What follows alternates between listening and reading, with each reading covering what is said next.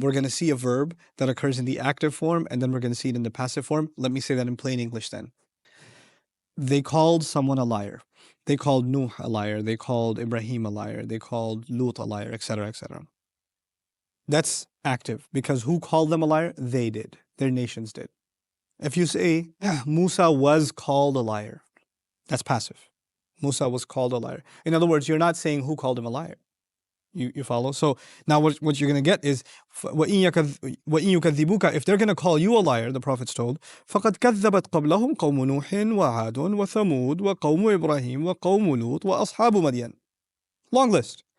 If they're going to call you a liar, then before you, the nation of Lut, the nation of Ad, the nation of Thamud, the nation of Ibrahim, and the nation of Lut called them liars too. They also considered that a lie. So who's the doer of all of, and by the way, the people of Madian also did the same. So all of them, who's the one calling someone a liar? The nation is. The nation does the act of calling them a liar. And all of a sudden at the end of the ayah, وَكُذِّبَ Musa, and Musa was called a liar. It switches. Their nations called them a liar. Who are them? Nuh, the prophet, Hud, Salih, Ibrahim, Lut, Shu'aib. Long list. Their nations called them a liar, and Musa was called a liar.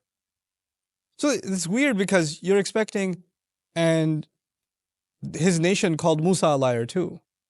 Like, you want to incriminate the nation. But the Quran is so subtle in its depiction of history.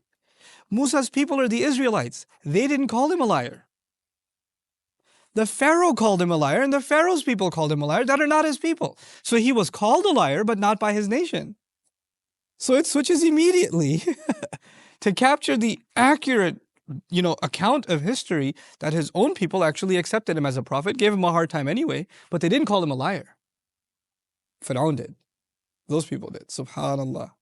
Just the way in which these switches happen in the Quran, they're not just for grammatical reasons, but to capture such powerful historical, nuance. And to be careful about that as you're in the middle of a sentence in a list of all these prophets, this one, this one, this one, this one. And by the way, Musa, no, not his people didn't lie. He was lied against. He was called a liar. Subhanallah. May Allah Azza wa Jal help us appreciate the perfection of the Book of Allah. Barakallahu li wa lakum. Assalamu alaikum wa rahmatullahi wa barakatuh.